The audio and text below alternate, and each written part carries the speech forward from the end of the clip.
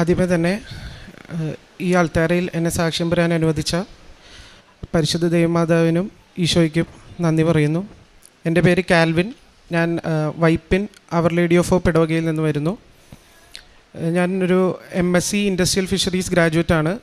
അതിനുശേഷം ഒരു 5 വർഷമായി സീ ഫുഡ് മേഖലയിൽ വർക്ക് ചെയ്തു വരികയാണ്.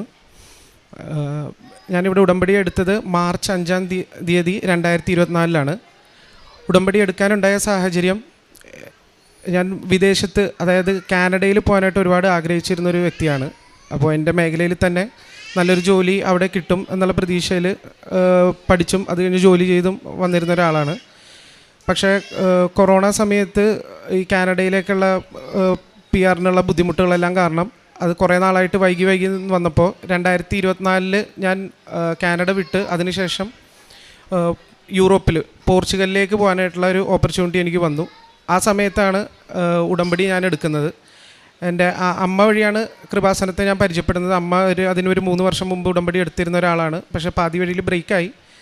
എങ്കിലും എന്നോട് ഉടമ്പടി എടുക്കാൻ എപ്പോഴും പറയുമായിരുന്നു. പക്ഷേ ഞാൻ കുറച്ച് അടിച്ചുപൊളി ആയിട്ട് ജീവിച്ചിരുന്ന ഒരാളായതുകൊണ്ട് എനിക്ക് ഉടമ്പടി ചെയ്യാൻ പറ്റില്ല എന്ന് എൻ്റെ മനസ്സിൽ ഉറപ്പായിരുന്നു. വിശ്വാസമൊക്കെ ഉണ്ടെങ്കിലും എനിക്ക് ഉടമ്പടിയിൽ പറയുന്ന കാര്യങ്ങളൊന്നും പാലിക്കാൻ പറ്റില്ല എന്ന് എന്നെക്കൊണ്ട് പറ്റില്ല എന്നുള്ളത് എനിക്ക് നല്ല ഉറപ്പായിരുന്നു. അതുകൊണ്ട് ഞാൻ ഉടമ്പടി എടുക്കാൻ ഒരുപാട് വൈകിച്ചു. പക്ഷേ ഇങ്ങനൊരു സാഹചര്യം വന്നപ്പോൾ അമ്മയുടെ വാക്ക് കേട്ട് ഞാൻ ഉടമ്പടി മാർച്ച് 5-ാം തീയതി 2024 ഉടമ്പടി എടുത്തു. അപ്പോൾ ഈ പോർച്ചുഗൽ വിസ എന്ന് പറയുന്നത് നമ്മൾ വിസിറ്റ് വിസ എടുത്ത് പോയിട്ട് അവിടെ ചെന്ന് ഷെങ്കൻ വർക്ക് പെർമിറ്റാക്കി കൺവേർട്ട് ചെയ്യുന്നൊരു പ്രൊവിഷനിലാണ് ഞാൻ പോകാൻ ഉദ്ദേശിച്ചിരുന്നത്.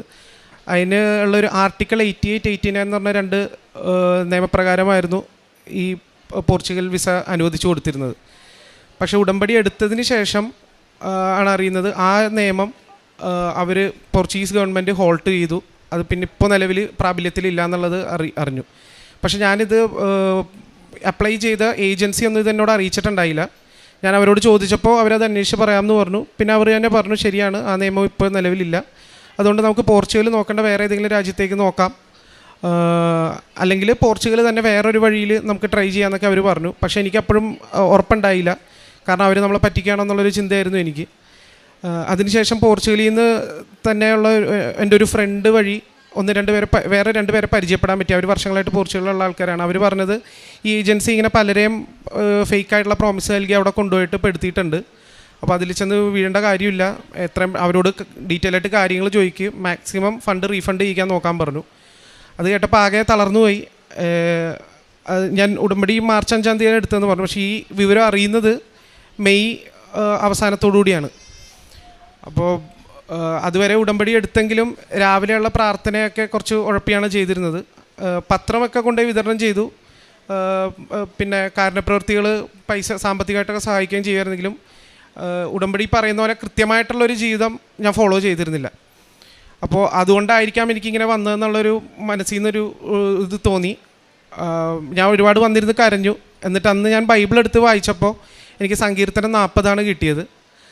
അതിൽ പറഞ്ഞ പോലെ ഭീകരമായ ഗർത്തത്തിൽ നിന്നും കുഴിഞ്ഞ ചേറ്റിൽ നിന്നും അവിടെ നിന്നെ കരകയറ്റി, നിൻ്റെ പാദങ്ങൾ പാറയിൽ ഉറപ്പിച്ചു, നിൻ്റെ കാൽപാദങ്ങൾ സുരക്ഷിതമാക്കി എന്നുള്ള വചനം എനിക്ക് കിട്ടി. അത് മനസ്സിന് ഒരുപാട് ബലം തന്നു. അപ്പോൾ ദൈവം വൈകിക്കില്ല, ദൈവം കൂടെ തന്നെ ഉണ്ടെന്നുള്ള ബോധ്യം എനിക്ക് കിട്ടി. അന്നോട്ട് ഞാൻ കുറച്ചുകൂടി സീരിയസ് ആയിട്ട് ഉടമ്പടി എടുക്കാൻ തുടങ്ങി. രാവിലെ എണീക്കാൻ തുടങ്ങി. എല്ലാ ദിവസവും പള്ളിയിൽ പോവും. 2 ആഴ്ച കൂടുമ്പോഴുള്ള കുമ്പസാരം നേരത്തെ തന്നെ ഉണ്ട്. പിന്നെ എല്ലാ ദിവസവും പള്ളിയിൽ പോവും, കൊന്തയൊല്ലും, ബൈബിൾ വായന അരമണിക്കൂർ കൃത്യമായിട്ട് ചെയ്യാൻ തുടങ്ങി. ഇതൊക്കെ ചെയ്യുന്നതിൻ്റെ ഇടയിൽ അവർ പറഞ്ഞു, എന്തായാലും ഞാൻ ഏജൻസിയോട് ചോദിച്ചു ഇനിയിപ്പോൾ നടക്കുമെന്ന്. ഇപ്പോൾ അവർ പറഞ്ഞു, എന്തായാലും റീഫണ്ട് ചെയ്യാൻ പറ്റില്ല, കാര്യം നമ്മൾ ആപ്ലിക്കേഷൻ വിഡ്രോ ചെയ്ത് റീഫണ്ട് ചെയ്യില്ല. പക്ഷേ വിസ നമ്മൾ വിസക്ക് കൊടുത്തിട്ട് റിജക്റ്റ് ചെയ്ത് കഴിഞ്ഞാൽ അവർ റീഫണ്ട് ചെയ്ത് തരാമെന്ന് പറഞ്ഞു. ആ റീഫണ്ടിന് വേണ്ടി അപ്പോൾ ഞാൻ പിന്നെ വിസ റിജക്റ്റ് ആവാൻ വേണ്ടിയുള്ള പ്രാർത്ഥനയാണ് പിന്നെ നടന്നുകൊണ്ടിരുന്നത്. എങ്കിലും ചില സാക്ഷ്യങ്ങളിൽ ഞാൻ കേട്ടിട്ടുണ്ട്, ഇപ്പോൾ US-ലും UK-ലൊക്കെ പോകുന്നവർ ഒരു ദിവസത്തേക്ക് വേണ്ടി നിയമം മാറി മറിയുന്ന സാക്ഷ്യങ്ങളൊക്കെ ഉണ്ട്. അപ്പോൾ ഞാൻ വിചാരിച്ചു ചിലപ്പോൾ ഇനി അങ്ങനെ എന്തെങ്കിലും ആയിരിക്കും സംഭവിക്കുന്നതെന്നുള്ളൊരു ഇത് മനസ്സിലുണ്ടായിരുന്നു. അങ്ങനെ ഈ കൺഫ്യൂഷനിൽ നിൽക്കണോണ്ട് അപ്പോൾ അച്ഛനെ വന്ന് കാണാൻ തീരുമാനിച്ചു. അപ്പോൾ ആദ്യത്തെ ഉടമ്പടിയുടെ കാലാവധി കഴിഞ്ഞ് ഒരു പുതുക്കൽ കഴിഞ്ഞായിരുന്നു. ആ പുതുക്കാൻ വന്ന സമയത്ത് എനിക്കിവിടെ ഞാൻ കൗണ്ടറിൽ ഉപ്പ് വാങ്ങാൻ പോയി നിൽക്കുന്ന സമയത്ത് മുകളിൽ അവിടെ ഫാത്തിമ മാതാവിൻ്റെ ദിവസം മെയ് 13 എന്നുള്ളൊരു ഇത് എനിക്കന്ന് മാതാവ് വന്ന് എനിക്കൊരു ആ ഡേറ്റ് എനിക്ക് വെളിപ്പെടുത്തി തന്നിട്ടുണ്ടായി നേരത്തെ തന്നെ. അപ്പോൾ ആ 13 എന്നുള്ള അക്കം എൻ്റെ മനസ്സിൽ എപ്പോഴും ഉണ്ട്. അപ്പോൾ ഈ 13-നുള്ളിലെല്ലാം ശരിയാവും എന്നുള്ള ഇതിൽ നിന്നിരുന്നു. പക്ഷേ മെയ് 13 കഴിഞ്ഞ് ജൂൺ 13 എന്നിട്ടും ഒന്നും നടന്നില്ല. അപ്പോൾ ആ കൺഫ്യൂഷനിലാണ് അച്ഛനെ കാണാൻ വരുന്നത്. അപ്പോൾ അച്ഛനെ കണ്ട് അച്ഛൻ്റെ മുമ്പിൽ മുട്ടുകുത്തിന്ന് പ്രാർത്ഥിച്ച് അച്ഛൻ തലയെ കൈവച്ച് പ്രാർത്ഥിച്ച് കാശുരൂപം തന്നു. അത് കഴിഞ്ഞിട്ടും അച്ഛനൊന്നും മിണ്ടാതെ പോയി. അപ്പോൾ ഞാൻ എണീറ്റ് നിന്നിട്ട് അച്ഛനോട് ചോദിച്ചു, അച്ഛാ ഇങ്ങനെ ഒരു കാര്യമുണ്ട്, പോർച്ചുഗലിലേക്കുള്ള ഇങ്ങനെ വിസയൊക്കെ തടഞ്ഞു, അപ്പോൾ അത് ഞാൻ എന്താ ചെയ്യേണ്ടതെന്നുള്ളത് ഞാൻ ചോദിച്ചു. അപ്പോൾ അച്ഛൻ തോളത്ത് കെട്ടിയിട്ട് അച്ഛൻ പ്രാർത്ഥിച്ചിട്ടുണ്ട്, ശരിയാവും എന്ന് മാത്രം പറഞ്ഞു. ഞാനത് കേട്ടിട്ട് ഞാൻ ഇറങ്ങിപ്പോയി. പക്ഷെ ഈ പറഞ്ഞ പോലെ ഈ കാര്യങ്ങളൊക്കെ ഫോളോ ചെയ്യുന്നുണ്ടായിരിക്കാം, മനസ്സിനൊരു ധൈര്യം ഉണ്ടായിരുന്നു. എന്താണെങ്കിലും മാതാവ് തരുന്നത് അല്ലെങ്കിൽ ഈശോ തരുന്നത് എന്താണെങ്കിലും സ്വീകരിക്കാം എന്നുള്ള ഒരു ധൈര്യത്തോടു കൂടിയാണ് പോയത്. വിസ VFS അപ്പോയിൻമെൻറ്റിൽ പോയി. അപ്പോൾ കാശുരൂപവും ഉടമ്പടി ഉപ്പും ഉണ്ടായിരുന്നു. കാശുരൂപം പോക്കറ്റിലിട്ടു, ഉപ്പ് അവിടെ ഇൻ്റർവ്യൂ VFS ഇൻ്റർവ്യൂവിൻ്റെ മുറിയിൽ വെതറിയിട്ടാണ് കയറി ഇൻ്റർവ്യൂ അറ്റൻഡ് ചെയ്തത്. അത് കഴിഞ്ഞ് പിന്നെ ഒരു 2-3 ആഴ്ചത്തേക്ക് വെയിറ്റിംഗ് ആയിരുന്നു. ജൂലൈ 4 ആയിരുന്നു എൻ്റെ VFS ഇൻ്റർവ്യൂ. അത് കഴിഞ്ഞിട്ട് വെയിറ്റിംഗ് ചെയ്യുന്ന സമയത്ത് ഒരു 3 ആഴ്ച കഴിഞ്ഞപ്പോഴേക്കും എനിക്കൊരു മെസ്സേജ് വന്നു, VFSൽ ചെല്ലണം, പാസ്പോർട്ട് കളക്ട് ചെയ്യാനാണെന്ന്. പക്ഷെ മനസ്സിൽ ഉള്ളിലുണ്ട് വിസ കിട്ടല്ലേന്ന് തന്നെയാണ് ഉള്ളിൽ. കാരണം എനിക്ക് പല വഴിക്കും അറിഞ്ഞു, കാരണം പോർച്ചുഗലിലേക്ക് ഇനി പോയിട്ട് കാര്യമില്ല, ആ നിയമം ഇനി എന്തായാലും നിലവിൽ വരാൻ പോണില്ല എന്നുള്ളത് പല വഴിക്കായിട്ട് അറിയാൻ പറ്റി. അപ്പോൾ VFSൽ ചെന്ന് ഈ പാസ്പോർട്ടിൻ്റെ ലെറ്റർ എടുത്ത് പൊട്ടിച്ച് നോക്കിയപ്പോൾ അതിൻ്റെ കൂടെ ലെറ്ററിലുണ്ടായിരുന്നത് വിസ റെഫ്യൂസലായിരുന്നു.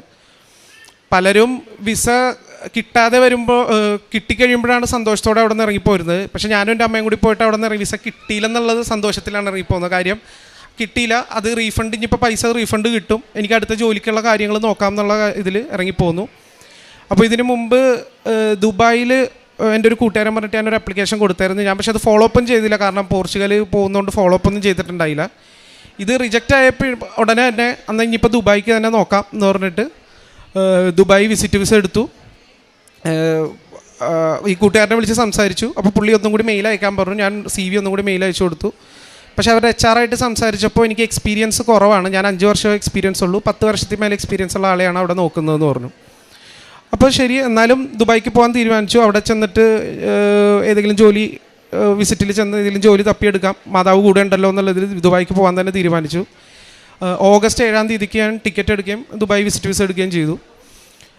ഓഗസ്റ്റ് 6 ചൊവ്വാഴ്ച അച്ഛൻ്റെ ധ്യാനം കൂടിക്കൊണ്ടിരിക്കുമ്പോൾ എനിക്ക് സുഗന്ധാഭിഷേകം കിട്ടി. നല്ല മുല്ലപ്പൂവിൻ്റെ മണം ഉണ്ടായിരുന്നു. ആദ്യമായിട്ടാണ് എനിക്ക് ആ സുഗന്ധാഭിഷേകം കിട്ടുന്നത്. എന്നിട്ട് ഞാൻ എൻ്റെ മനസ്സിൽ ഇങ്ങനെ തോന്നിച്ചു, കലണ്ടർ പൊക്കി തോന്നിച്ചു. കലണ്ടർ പൊക്കി നോക്കിയപ്പോൾ എനിക്ക് ഓഗസ്റ്റ് 15 എന്നുള്ള ഡേറ്റ് കാണിച്ചു തന്നു. മാതാവിൻ്റെ സ്വർഗ്ഗാരോപണ തിരുനാളിൻ്റെ ആ ഡേറ്റ് എനിക്ക് കാണിച്ചു തന്നു. അപ്പോൾ ഞാൻ നടയിൽ മുട്ടുകുത്തി പ്രാർത്ഥിച്ചു. അതായത് എനിക്ക് ഓഗസ്റ്റ് 15 ഞാൻ ദുബായിക്ക് 7 തീയതി പോവും, ഓഗസ്റ്റ് 15 ജോലിയുടെ ഓഫർ ലെറ്റർ എനിക്ക് കൈ കിട്ടണം മാതാവെന്ന് ഞാൻ പ്രാർത്ഥിച്ചു. അങ്ങനെ ഞാൻ ഓഗസ്റ്റ് 7 തീയതി ദുബായിക്ക് പോയി. 8 തീയതി അതിനു മുമ്പ് ഈ ധ്യാനത്തിൻ്റെ ഇടയിൽ തന്നെ എന്നെ ആദ്യം റിജക്റ്റ് ചെയ്ത ആ ദുബായ് കമ്പനിയിലെ വേറൊരു HR ഓഫീസർ എന്നെ വിളിച്ചിട്ട് എൻ്റെ CV അയക്കാൻ പറഞ്ഞിരുന്നു. ദുബായിൽ വരുമ്പോൾ കോൺടാക്ട് ചെയ്യണമെന്നും പറഞ്ഞു. അങ്ങനെ ഞാൻ ദുബായിൽ എത്തിയപ്പോൾ തന്നെ അവരെ കോൺടാക്ട് ചെയ്തു. അവർ ഫസ്റ്റ് റൗണ്ട് ഇൻ്റർവ്യൂ ചെയ്തിട്ട് പിന്നെ വിളിക്കാമെന്ന് പറഞ്ഞു. പക്ഷേ വിളിച്ചില്ല. 2 ദിവസം കഴിഞ്ഞപ്പോൾ തന്നെ എനിക്ക് വേറൊരു കമ്പനിയിൽ നിന്ന്, ദുബായിലെ തന്നെ ലീഡിംഗ് ആയിട്ടുള്ളൊരു സീ ഫുഡ് കമ്പനിയിൽ നിന്ന് എനിക്ക് കോൾ വന്നു. അവർ സംസാരിച്ചു, ഇങ്ങനെ പ്രൊക്യൂർമെൻറ്റ് ഓഫീസർ, ഞാൻ സീ ഫുഡ് പർച്ചേസാണ് ചെയ്തുകൊണ്ടിരുന്നത്, ആ പ്രൊക്യൂർമെൻറ്റ് ഓഫീസർ എന്നുള്ളൊരു എക്സിക്യൂട്ടീവ് എന്നുള്ള വേക്കൻസിയിലേക്ക് ആളെ എടുക്കുന്നുണ്ട്, താല്പര്യമുണ്ടോ എന്ന് ചോദിച്ചു. ഞാൻ എൻ്റെ CV ഒക്കെ അയച്ചു കൊടുത്തു. ഇതേപോലെ തന്നെ ഫസ്റ്റ് റൗണ്ട് ഇൻ്റർവ്യൂ ഫോണിൽ കൂടി കഴിഞ്ഞു. അതിനുശേഷം അവർ 10 തീയതി എന്നെ വിളിക്കാമെന്ന് പറഞ്ഞു. ഓഗസ്റ്റ് 10 വിളിക്കാമെന്ന് പറഞ്ഞു. ഓഗസ്റ്റ് 10 അവരെന്നെ വിളിച്ചു. ഇൻ്റർവ്യൂ ഷെഡ്യൂൾ ചെയ്തു ഓഗസ്റ്റ് 12 തീയതിയിലേക്ക്. അപ്പോൾ അന്ന് ഞാൻ പ്രതിഷേധ പ്രാർത്ഥന ചൊല്ലിയിട്ട് ഞാൻ മനസ്സിൽ പ്രാർത്ഥിച്ചത്, മാതാവേ ഞാൻ എന്തായാലും ഓഗസ്റ്റ് 12 ഇൻ്റർവ്യൂവിന് പോകും, പക്ഷേ ഞാനൊന്നും പ്രിപ്പയർ ചെയ്യില്ല, എനിക്ക് എൻ്റെ മെറിറ്റിൽ വിശ്വാസമില്ല. കാരണം ഞാൻ കുറേ എൻ്റെ മെറിറ്റിൽ വിശ്വസിച്ചിരുന്ന ഒരാളാണ്. ഞാൻ MSc പഠിച്ച ആളാണ്, എനിക്ക് ഇത്ര എക്സ്പീരിയൻസ് ഉണ്ട്, അങ്ങനെ പല കാര്യങ്ങളും എൻ്റെ മെറിറ്റിൽ വിശ്വസിച്ചിരുന്ന ഒരാളാണ്. പക്ഷേ ഇനി ഞാൻ ഇൻ്റർവ്യൂവിനൊന്നും പ്രിപ്പയർ ചെയ്യില്ല. ഞാൻ അന്ന് ഈ ഇൻ്റർവ്യൂ നടക്കുന്ന അജ്മാനിലാണ്. ദുബായിൽ നിന്ന് ഒരു 2-2.5 മണിക്കൂർ ബസ് യാത്രയുണ്ട്. ആ ബസ്സിലിരിക്കുന്ന സമയം അത്രയും ഞാൻ സാക്ഷ്യങ്ങൾ കേൾക്കുകയും കൊന്ത ചൊല്ലുകയും മാത്രമേ ചെയ്യുള്ളൂ. എന്നിട്ട് ഞാൻ ഇൻ്റർവ്യൂ അറ്റൻഡ് ചെയ്യുള്ളൂ എന്ന് മനസ്സിൽ മാതാവിനോട് പ്രാർത്ഥിച്ചിട്ട് പോയി. അവിടെ എത്തിയപ്പോൾ ഉടമ്പടി ഉപ്പ് കയ്യിലുണ്ട്, കാശ് രൂപ എപ്പോഴത്തേയും പോലെ എൻ്റെ പോക്കറ്റിലുണ്ട്. ഉടമ്പടി ഉപ്പ് വെതറിയ ഇൻ്റർവ്യൂവിന് കയറിയത്. ഇൻ്റർവ്യൂ റൂമിലിരിക്കുമ്പോൾ ഞാൻ പ്രാർത്ഥിച്ചു, മാതാവ് എല്ലാവർക്കും നീ അടയാളങ്ങൾ ഓരോതായിട്ട് കൊടുക്കാറുണ്ട്, വെളിച്ചമായിട്ടോ അല്ലെങ്കിൽ സ്മെല്ല്, അങ്ങനെ പല അടയാളങ്ങളും. അപ്പോൾ മാതാവ് എൻ്റെ കൂടെ ഈ ഇൻ്റർവ്യൂ മുറിയിൽ ഉണ്ടെന്നുള്ള ഒരു അടയാളം എനിക്ക് തരണം എന്ന് തോന്നി. അപ്പോൾ എൻ്റെ മനസ്സിൽ തോന്നിച്ചു, നിന്നെ ഇൻ്റർവ്യൂ ചെയ്യാൻ വരുന്ന ആൾ നീല ഉടുപ്പായിരിക്കും ഇട്ടിരിക്കുന്നതെന്ന് എനിക്ക് തോന്നിച്ചു. അതേപോലെ തന്നെ എന്നെ ഇൻ്റർവ്യൂ ചെയ്ത HR മാനേജർ ഒരു നീല ടോപ്പ് ഇട്ടിട്ട് കടുനീല ടോപ്പ് ഇട്ടിട്ടാണ് വന്നത്.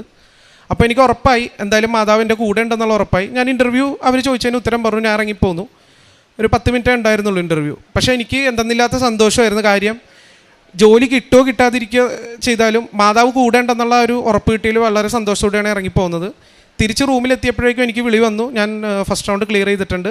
14-ാം തീയതി തിരിച്ച് റൂമിൽ വന്നപ്പോഴല്ല, പിറ്റേ ദിവസം ഓഗസ്റ്റ് 13-ാം തീയതി എനിക്ക് ഇത് വന്നു, ജോബ് കൺഫേംഡ് ആണ്. MD ആയിട്ടൊരു ഫൈനൽ ഇൻ്റർവ്യൂ ഉണ്ട്, 14-ാം തീയതി ഇൻ്റർവ്യൂ അറ്റൻഡ് ചെയ്യണമെന്ന് പറഞ്ഞു. അപ്പോഴാണ് എനിക്ക് 13 ഡേറ്റ് മാതാവ് പലപ്പോഴായിട്ട് കാണിച്ചതെന്ന് എൻ്റെ ഓർമ്മയിൽ വന്നത്. സത്യം പറഞ്ഞാൽ ഞാൻ മറന്നു. എൻ്റെ അമ്മയോട് വിളിച്ച് പറഞ്ഞപ്പോഴാണ് അമ്മ പറഞ്ഞത് 13 എന്നുള്ള ഡേറ്റ് നിനക്ക് കാണിച്ചു തന്നതല്ലേ, അപ്പോൾ ഇന്ന് എന്താ ഡേറ്റ് എന്ന് അറിയുമെന്ന് ചോദിച്ചു. അങ്ങനെ മാതാവിന് നന്ദി പറഞ്ഞ് പ്രാർത്ഥിച്ചു, ഈശോയ്ക്ക് നന്ദി പറഞ്ഞ് പ്രാർത്ഥിച്ചു. 14-ാം തീയതി പോയി ഇൻ്റർവ്യൂ അറ്റൻഡ് ചെയ്തു. അവർ എന്നെ സെലക്ട് ചെയ്തു. ഞാൻ പ്രാർത്ഥിച്ച പോലെ തന്നെ 15-ാം തീയതി ഓഫർ ലെറ്റർ കൈ കിട്ടുകയും നല്ലൊരു ശമ്പളത്തിൽ, അതായത് ഒരു 6000 ദിറംസ്, ഒരു ഫ്രഷറിന് UAE കിട്ടാവുന്ന ഏറ്റവും നല്ലൊരു ശമ്പളത്തിൽ എനിക്ക് അവിടെ ജോലി കിട്ടുകയും ചെയ്തു. ഇതാണ് ഒന്നാമത്തെ സാക്ഷ്യം. പിന്നെ ഇത് ഞാൻ ഉടമ്പടി നിയോഗത്തിൽ വെച്ചിരുന്ന കാര്യം, നല്ലൊരു ജോലി കിട്ടണം, വിദേശത്ത് നല്ലൊരു ജോലി കിട്ടണം എന്നുള്ള കാര്യം സാക്ഷ്യപ്പെടുത്തുകയാണ്. പിന്നെ ഉടമ്പടിയിലില്ലാത്ത നിയോഗം വെക്കാതെ ഞാൻ ഉടമ്പടി പ്രാർത്ഥനയിലൂടെ ലഭിച്ച 1-2 അനുഗ്രഹം എന്ന് പറഞ്ഞാൽ UAE എനിക്ക് ഡ്രൈവിംഗ് ലൈസൻസ് കിട്ടി. പലരും വർഷങ്ങളോളം എടുത്തിട്ട് കിട്ടുന്ന കാര്യം എനിക്ക് വെറും 6 മാസം കൊണ്ടാണ് അവിടെ ശരിയായി കിട്ടിയത്. അത് ആദ്യത്തെ അറ്റംപ്റ്റ് ഞാൻ ഫെയിലായി. പക്ഷേ രണ്ടാമത്തെ അറ്റംപ്റ്റ് പോയപ്പോൾ ഞാൻ ഉടമ്പടി ഉപ്പും ഉടമ്പടി തൈലവും എൻ്റെ കയ്യിലുണ്ടായിരുന്നു. ഉടമ്പടി ഉപ്പ് ഞാൻ കയറിയിരുന്ന കാറിൻ്റെ സീറ്റിൽ വെതറുകയും തൈലം എൻ്റെ നെറ്റിയിൽ പുരട്ടിയിരുന്ന് എടുത്തിട്ട് സ്റ്റിയറിങ്ങിൽ കുരിശ് വരച്ചിട്ടാണ് ഞാൻ ടെസ്റ്റ് അറ്റൻഡ് ചെയ്തത്. ആ റോഡ് ടെസ്റ്റിൽ ഞാൻ ഈ കഴിഞ്ഞ ആഴ്ച ഞാൻ പാസ്സായി. അതുകൂടാതെ വേറൊരു കാര്യം, സാമ്പത്തികമായിട്ട് അത്യാവശ്യം ബുദ്ധിമുട്ടുള്ളൊരു വീടാണ് എൻ്റെ കുടുംബത്തിൻ്റേത്. അപ്പോൾ ഈ നല്ലൊരു ജോലി കിട്ടി തന്നെ വലിയൊരു അനുഗ്രഹം. അതിൽ കൂടാതെ എനിക്ക് ഒരു ലോൺ എടുക്കണം എന്നുള്ളൊരു ആഗ്രഹം ഉണ്ടായിരുന്നു UAE നിന്ന്. എന്നിട്ട് ഇവിടെ നാട്ടിലെ കുറച്ച് കടങ്ങളൊക്കെ തീർത്ത് ഇത് ചെയ്യണമെന്നുള്ളൊരു ആഗ്രഹം ഉണ്ടായിരുന്നു. അപ്പോൾ ലോൺ കിട്ടാനായിട്ട് എനിക്ക് 2 വർഷം തികയാത്തതുകൊണ്ട്, ആദ്യത്തെ കമ്പനിയിൽ 2 വർഷം തികയാത്തതുകൊണ്ട് കമ്പനിയിൽ നിന്ന് സാലറി ട്രാൻസ്ഫർ ലെറ്റർ എന്ന് പറഞ്ഞൊരു ഡോക്യുമെൻറ്റ് തരില്ലായിരുന്നു. അത് കിട്ടിയാലേ എനിക്ക് ലോൺ അവിടെ കിട്ടുള്ളൂ. അപ്പോൾ അത് കിട്ടാതെ വന്നപ്പോൾ ഞാനപ്പം തന്നെ, നമുക്ക് എപ്പോഴും കൂടെ ഉള്ളത് മാതാവാണ്, ഈശോ ആണ്. ഞാൻ വേഗം കാശ് രൂപ എടുത്ത് കയ്യിലെടുത്ത് പ്രാർത്ഥിച്ചു, എനിക്കിത് കിട്ടണമെന്ന്. ഉടമ്പടി പ്രാർത്ഥന വൈകിട്ട് ചൊല്ലുമ്പോഴൊക്കെ ഞാനത് എപ്പോഴും പ്രാർത്ഥിച്ചുകൊണ്ടിരുന്നു. 2 ദിവസം കഴിഞ്ഞപ്പോൾ തന്നെ എൻ്റെ ഒരു ഫ്രണ്ട് അവിടെ ദുബായ് ഇസ്ലാമിക് ബാങ്കിൽ വർക്ക് ചെയ്യുന്നുണ്ട്. ആ ബാങ്കിൽ സാലറി ട്രാൻസ്ഫർ ലെറ്റർ വേണ്ട, സാധാരണ സാലറി സർട്ടിഫിക്കറ്റ് മാത്രം മതി, നീ അതൊന്ന് ചോദിച്ചു നോക്കുമെന്ന് പറഞ്ഞു. അങ്ങനെ കമ്പനിയിൽ അപ്ലൈ ചെയ്തു. ഒരാഴ്ച കൊണ്ട് എനിക്ക് സാലറി സർട്ടിഫിക്കറ്റ് കിട്ടി. സാലറി സർട്ടിഫിക്കറ്റ് കൊടുത്ത് ഞാൻ ലോൺ എടുക്കുകയും ഇവിടുത്തെ കടങ്ങൾ തീർക്കാനുള്ള ഒരു അവസരം മാതാവ് ഒരുക്കി തരികയും ചെയ്തു. പിന്നെ ആത്മീയമായിട്ട് ഒരുപാട് വളരാനായിട്ട് ഉടമ്പടി എന്നെ സഹായിച്ചു. ഏറ്റവും വലിയ ബോധ്യം കിട്ടിയത് സമയ ചുരുക്കത്തിൻ്റെ മാതാവാണെന്ന് എപ്പോഴും ഇവിടെ ഞാൻ കേൾക്കുന്നുണ്ട്. അങ്ങനെ സമയ ചുരുക്കത്തിൻ്റേതല്ലെങ്കിൽ പോലും, എനിക്ക് കുറച്ച് കാത്തിരിക്കേണ്ടി വന്നെങ്കിൽ പോലും സമയം നമുക്ക് ക്രമീകരിച്ച് തരുന്ന മാതാവാണ് നമ്മുടെ കൂടെ ഉള്ളത്. തക്ക സമയത്ത് ദൈവം നമ്മൾ ഉയർത്തിക്കൊള്ളും എന്നുള്ളതിന് മാതാവ് നമ്മൾ ആ വഴിയിൽ നമ്മളെ നടത്തിക്കൊണ്ട് വരും ഈ ഉടമ്പടിയിലൂടെ. ആ ഒരു ബോധ്യമാണ് കിട്ടിയത്. പിന്നെ ആത്മീയ ജീവിതത്തിൽ ഞാൻ ഒരുപാട് വളർന്നു. എല്ലാ ദിവസവും നാട്ടിലുള്ളപ്പോൾ എല്ലാ ദിവസവും കുർബാനക്ക് പോകുമായിരുന്നു. അപ്പോൾ UAE ചെന്നപ്പോൾ പക്ഷേ പള്ളി കുറച്ച് ദൂരെ ആയതുകൊണ്ടും ജോലി സമയം കഴിഞ്ഞ് എനിക്ക് കുർബാനയ്ക്ക് എത്തിപ്പെടാൻ പറ്റാത്തതുകൊണ്ടും എല്ലാ ഞായറാഴ്ച ഞാൻ കുർബാനക്ക് പോകും. 2 ആഴ്ച കൂടുമ്പോൾ കുമ്പസാരിക്കും. ബൈബിൾ വായന ഡെയിലി 1/2 മണിക്കൂർ വെച്ച് വായിക്കാറുണ്ട്. പിന്നെ അച്ഛൻ്റെ ഉടമ്പടി ധ്യാനം എല്ലാ ആഴ്ചയും ചൊവ്വാഴ്ചകളിൽ കൂടും. അതുമാത്രമല്ല, ഞാനത് എല്ലാവർക്കും ഷെയർ ചെയ്ത് കൊടുക്കുകയും ചെയ്യും. സ്റ്റാറ്റസ് ഇടും. പിന്നെ കൂടാതെ എൻ്റെ കൂട്ടുകാർക്ക് ഷെയർ ചെയ്ത്, ഇപ്പോൾ ചില ആൾക്കാർ എന്തെങ്കിലും വിഷമത്തിലിരിക്കുകയാണെന്ന് പറയുമെങ്കിൽ ഈ ധ്യാനത്തിൽ നിന്ന് അന്ന് കിട്ടുന്ന വചനങ്ങൾ ക്ലിപ്പാക്കി എടുത്തിട്ട് അവർക്ക് ഞാൻ ഷെയർ ചെയ്ത് കൊടുക്കാറുണ്ട്. പിന്നെ വേറെ പ്രേക്ഷിത വേല എന്ന് പറയുന്നത്, ഞാൻ പത്രങ്ങൾ കൊണ്ടുപോയി വിതരണം ചെയ്യാറുണ്ട്. ഇവിടെ ഉടമ്പടി എടുത്ത സമയം തൊട്ടേ പത്രങ്ങൾ കൊണ്ടുപോയി വിതരണം ചെയ്യാറുണ്ട്. പിന്നെ ഈ പറഞ്ഞ പോലെ എൻ്റെ മെറിറ്റിൽ അഹങ്കരിച്ചിരുന്ന ഒരാളാണ് ഞാൻ. അത് ഇപ്പോൾ തീരെ ഇല്ലാതെയായി. കാരണം എന്തുണ്ടെങ്കിലും not by merit but by grace എന്നുള്ളത് പൂർണ്ണ ബോധ്യം കിട്ടി ഉടമ്പടിയിലൂടെ. പിന്നെ കാരുണ്യപ്രവൃത്തിയായിട്ട് ചെയ്തിരുന്നത്, ഇവിടെ ഉള്ളപ്പോൾ ഞാൻ ഒരു ഡിമെൻഷ്യ സെൻറ്റർ ഉണ്ട്, അവിടെ ഉള്ള അപ്പച്ചനും അമ്മച്ചിമാർക്ക് ചേട്ടന്മാർക്കൊക്കെ ഫുഡ് കൊണ്ടു കൊടുത്തിട്ടുണ്ട്. പിന്നെ സാമ്പത്തികമായിട്ടുള്ള സഹായം എല്ലാവർക്കും ചെയ്യാറുണ്ട്. UAE അതിനുള്ള സാഹചര്യം കൂടുതൽ ഇല്ല, ഈ കാരുണ്യപ്രവൃത്തിയിൽ ചെയ്യാനുള്ള സാഹചര്യം കിട്ടിയില്ലെങ്കിലും ഈ കഴിഞ്ഞ റംദാൻ നോമ്പിൻ്റെ സമയത്തൊക്കെ ഞാൻ കൈകൊണ്ട് ഫുഡ് ഉണ്ടാക്കി അവിടെ നോമ്പെടുക്കുന്ന ആൾക്കാർക്ക്, പാവപ്പെട്ട ലേബർമാർ അവരൊക്കെ ഉണ്ട്, അവർക്ക് കൊണ്ട് ഫുഡ് കൊടുക്കും. അതിപ്പോഴും ചെയ്യാൻ ശ്രമിക്കാറുണ്ട്. ഇതൊക്കെയാണ് എനിക്ക് ലഭിച്ച അനുഗ്രഹങ്ങൾ. എല്ലാ അനുഗ്രഹങ്ങൾക്കും ഒരിക്കൽ കൂടി മാതാവിനും ഈശോയ്ക്കും നന്ദി പറയുന്നു. പ്രഭാഷകൻ്റെ പുസ്തകം 2-ാം അധ്യായം 4 മുതലുള്ള തിരുവചനങ്ങൾ അരുളി ചെയ്യുന്നു. വരുന്ന ദുരിതങ്ങളെല്ലാം സ്വീകരിക്കുക, ഞെരുക്കുന്ന ദൗർഭാഗ്യങ്ങളിൽ ശാന്തത വെടിയരുത്. എന്തെന്നാൽ സ്വർണം അഗ്നിയിൽ ശുദ്ധി ചെയ്യപ്പെടുന്നു. സഹനത്തിൻ്റെ ചൂളയിൽ കർത്താവിന് സ്വീകാര്യരായ മനുഷ്യരും. കാൽവിൻ പണിക്കശ്ശേരി എന്ന ഈ മകൻ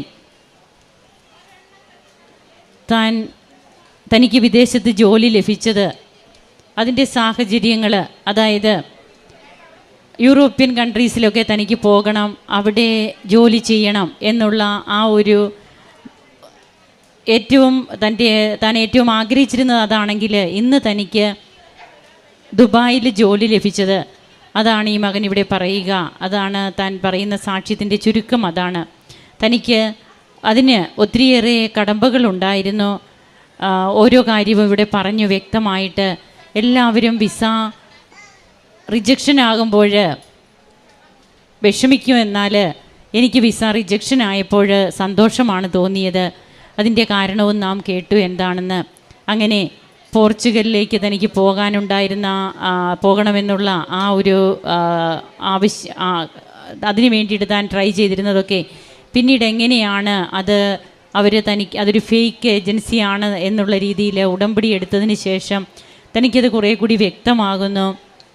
താൻ അവർക്ക് ഏജൻസിക്ക് കൊടുത്ത പൈസ തിരിച്ച് കിട്ടണമെങ്കിൽ വിസ റിജക്ഷൻ വേണമായിരുന്നു. അവിടെ പരിശുദ്ധ അമ്മ ഇടപെട്ടു എന്നുള്ളതൊക്കെ തന്നെയാണ് ഈ മകൻ ഇവിടെ പറയുന്നത്. അതുപോലെ തന്നെ തനിക്ക് 40-ാം സങ്കീർത്തനത്തിൽ സങ്കീർത്തകൻ പറയുന്നുണ്ട്, 1-2 തിരുവചനങ്ങളിൽ, ഞാൻ ക്ഷമാപൂർവം കാത്തിരുന്നു, അവിടുന്ന് ചെവി ചായ്ച്ച് എൻ്റെ നിലവിളി കേട്ടു. ഭീകരമായ ഗർത്തത്തിൽ നിന്നും കുഴഞ്ഞ ചേറ്റിൽ നിന്നും അവിടുന്ന് എന്നെ കരകയറ്റി. എൻ്റെ പാദങ്ങൾ പാറയിൽ ഉറപ്പിച്ചു, കാൽവയ്പ്പുകൾ സുരക്ഷിതമാക്കി. കാൽവിൻ പറയുന്നുണ്ട്, കാൽവിന് ഏറ്റവും ബോധ്യത്തോടെ അതുപോലെ ഏറ്റവും കൂടുതൽ ശരണപ്പെടുവാനായിട്ട് ഈ തിരുവചനങ്ങൾ കാൽവിനെ സഹായിച്ചു എന്നാണ് പറയുക. തൻ്റെ പാദങ്ങൾ ഉറയ്ക്കാതിരുന്ന ഒരു സാഹചര്യത്തിൽ ഏത് വഴി തിരഞ്ഞെടുക്കണം, എങ്ങോട്ട് പോകണം, ആകെ കൺഫ്യൂഷൻ.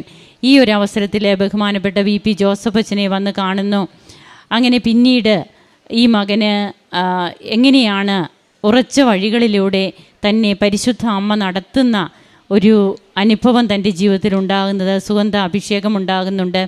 അതുപോലെ ഒരു ഡേറ്റൊക്കെ അമ്മ പ്രത്യേകമായിട്ട് ഈ മകൻ്റെ മനസ്സിൽ തോന്നിക്കുന്നുണ്ട്. അതനുസരിച്ച് കാര്യങ്ങളൊന്നും നീങ്ങുന്നില്ലല്ലോ എന്ന് ആദ്യം ചിന്തിച്ചെങ്കിലും പിന്നീട് തനിക്ക് ഓഫർ ലെറ്റർ കിട്ടുന്നതും അതിനോടനുബന്ധിച്ചുള്ള എല്ലാ കാര്യങ്ങളും പിന്നീട് വരുന്നത് ആ ഒരു ഡേറ്റിലാണെന്നൊക്കെ ഇവിടെ കാൽവിൻ തന്നെ പറയുന്നുണ്ട്. അതുപോലെ തൻ്റെ ഒരു അടിച്ചുപൊളി ജീവിതം അത് തന്നെ ഉടമ്പടിക്ക് ഒരിക്കലും സഹായിക്കില്ല.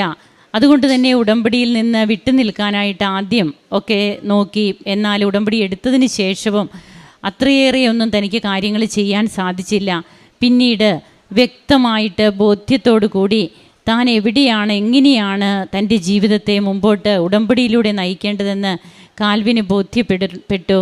അതും തനിക്ക് മെറിറ്റുണ്ട്, തൻ്റെ മെറിറ്റിൽ കാര്യങ്ങളൊക്കെ നടക്കുന്നു എന്നുള്ള ആ ഒരു ചിന്തയിൽ നിന്ന് ഇൻ്റർവ്യൂവിന് പോകുമ്പോൾ താൻ പിന്നെ പഠിച്ചൊന്നുമില്ല, സാക്ഷ്യങ്ങൾ കേട്ടു, ജപമാല കണ്ടിന്യൂസ് ആയിട്ട് പ്രാർത്ഥിച്ചു. അവിടെയാണ് ഒരു ദൈവ പൈതൽ ദൈവപക്ഷം ചേരുക. തൻ്റെ ബുദ്ധിയും ശക്തിയും യുക്തിയും അതൊക്കെ പിന്നീട് ദൈവത്തിന് പൂർണ്ണമായിട്ട് അടിയറ വയ്ക്കുകയാണ്. അവിടെ ദൈവം നമ്മെ ഏറ്റെടുക്കും. നമ്മുടെ ഈ ഒരു ആശ്രയ മനോഭാവം അതാണ്, it is not by merit but by grace. അത് തനിക്ക് പൂർണ്ണമായിട്ട് മനസ്സിലാക്കാൻ സാധിച്ചു. സമയച്ചുരുക്കം എന്നതിനേക്കാൾ ഉപരിയായി സമയത്തെ ക്രമീകരിക്കുന്ന അമ്മ, അതായത് തക്ക സമയത്ത് ദൈവം ഉയർത്തുമെന്നുള്ളത് തൻ്റെ ജീവിതത്തിൽ താൻ അനുഭവിച്ചു എന്നുള്ളതാണ് കാൽവിൻ ഇവിടെ പറയുക. ഇതൊക്കെ തന്നെയാണ് ഉടമ്പടിയുടെ പ്രധാനപ്പെട്ട കണ്ടൻറ്റുകൾ. അത് തനിക്ക് തൻ്റെ ജോലിയിലൂടെയും ഇപ്പോൾ സ്ഥിരമായ വരുമാനമുള്ള നല്ല ഒരു ജോലി തനിക്ക് ലഭിച്ചിരിക്കുന്നു. തൻ്റെ ഡ്രൈവിംഗ് ലൈസൻസിൻ്റെ കാര്യം പറയുന്നുണ്ട്. ലോണൊക്കെ പാസ്സാകുന്നതിനുണ്ടായിരുന്ന ബുദ്ധിമുട്ടുകൾ അതൊക്കെ എങ്ങനെ ക്ലിയറായി. ഓരോന്നിലും ഉടമ്പടിയുടെ അംശമുണ്ട്. അമ്മയെയും കൊണ്ടാണ് താൻ നടന്നത്. കാശുരൂപം കയ്യിലുണ്ട്. ഉടമ്പടി നേർച്ച വസ്തുവായ ഒപ്പിട്ട് പ്രാർത്ഥിക്കുന്നുണ്ട്. ഉടമ്പടി തൈലം കൊണ്ട് ലേപനം ചെയ്തിട്ടാണ് താൻ ഓരോ കാര്യങ്ങൾക്കും ഇറങ്ങി പുറപ്പെട്ടുകൊണ്ടിരുന്നത്. അപ്പോൾ ഇവിടെയൊക്കെ ഈ ഒരു സംരക്ഷണ വലയത്തിലാണ് ഈ മകൻ. അതുകൊണ്ട് തന്നെയാണ് കുഴഞ്ഞ ചേറ്റിൽ നിന്ന് അവിടുന്ന് കരകയറ്റി തൻ്റെ കാൽപാദങ്ങളെ പാറമേൽ ഉറപ്പിച്ച് നിർത്തിയത്. ഇന്ന് ദൈവജന സമക്ഷം തന്നെ ഏറ്റുപറഞ്ഞുകൊണ്ട് താൻ ആയിരുന്ന ഒരു വ്യക്തിത്വമുണ്ട്, ഇന്ന് താൻ ആയിരിക്കുന്ന ഒരു വ്യക്തിത്വമുണ്ട്. ഇത് ഉടമ്പടിയിലൂടെ മാത്രം കരഗതമായതാണ് എന്ന് ഈ ചെറുപ്പക്കാരൻ ഇവിടെ പങ്കുവെക്കുകയാണ്. അങ്ങനെ ദൈവത്തെ മഹത്വപ്പെടുത്തുന്നു. നമുക്കും കരങ്ങളടിച്ച് ഈശോയ്ക്കും അമ്മയ്ക്കും നന്ദി പറയാം. യേശുവേ നന്ദി, യേശുവേ സ്തുതി, യേശുവേ ആരാധന. അത്യപൂർവ ദൈവാനുഭവങ്ങൾ ഇനി നിങ്ങൾക്കും സ്വന്തം. ഈ യൂട്യൂബ് ചാനൽ ഇതുവരെ സബ്സ്ക്രൈബ് ചെയ്തിട്ടില്ലെങ്കിൽ ഇപ്പോൾ തന്നെ സബ്സ്ക്രൈബ് ചെയ്യുക.